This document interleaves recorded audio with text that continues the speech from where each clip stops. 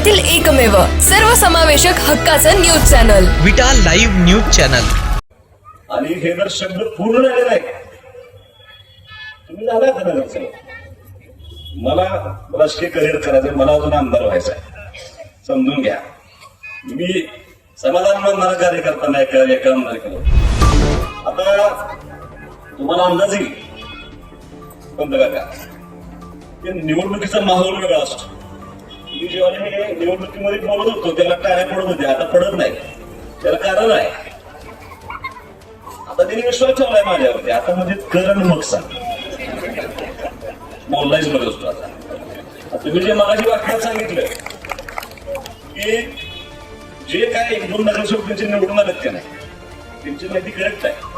त्यांची मॅनेजमेंट करणारी टीम होती, त्यांनी एक सर्व्हे टीम बोलली. त्या सर्व्हे टीमने त्यांना असं सांगितलं होतं, तुमच्या प्रभागामध्ये सुहास बाबरचं भाषण झालं की तुम्ही पटला. कसं करायचं काय करायचं बघा. तरी काय केलं, मी ज्या दिवशी माझं भाषण असेल त्या दिवशी 800 हजार माणसं बायका ठेवायला गेली. थोडं आपण इथं मिसमॅनेजमेंट झालं, पण त्याचा अर्थ असा आहे की लोकांनी प्रचंड विश्वास आपल्या प्रत्येक बोलण्यावरती प्रत्येक शब्दावरती ठेवलाय असं मानणारा मी कार्यकर्ता. आणि हे जर शब्द पूर्ण झाले नाही, तुम्ही झाला का नगरसेवक? मला राजकीय करिअर करायचं, मला अजून आमदार व्हायचं आहे, समजून घ्या.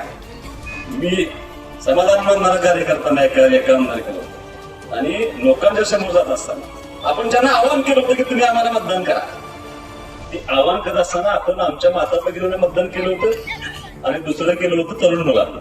तुम्ही सांगा जेनझीला. आता ते दिवस गेले की आता निष्ठेनं एका पार्टीवर राहायचं ताकदीनं नाही. आम्ही ह्यांचे निष्ठावान कार्यकर्ते की आता ती पिढी हळूहळू कमी होत चालली. आता माता भगिनी असा विषय की त्यांच्यावर पण दबाव टाकू शकत नाही. पूर्वीचे दिवस असे होते की कुटुंबातल्या प्रमुख व्यक्तींनी निर्णय घ्यायचा, अमुक अमुक माणसाला मतदान करा. आता बायको ऐकत नाही. तुम्ही सांगू नका, मला माहिती आहे कोणाला मतदान करायचं. आणि तरुण मुलांचं असं झालंय, काम दाखव. बोलला बघा मागच्या वेळेला हे करणार आहे, काम केल्यावर दाखवू आणि तरच मतं मागावी. किंवा मी लोकांना असं सांगितलंय की झालेल्या कामामध्ये जर मी करू शकलो ना तुम्हाला दिलेला शब्द, तर तुमच्या काळात मी मतं मागायला येणार नाही. त्या शब्दाची आठवण तुम्हाला रोज झाली पाहिजे. वाटल्यास मी माझ्या पिढीला सांगेन की त्याचं एक व्हॉइस नोट माझ्या नावावर तयार करून रोज सकाळी 7 वाजता सगळ्या नगरसेवकांना पाठवा.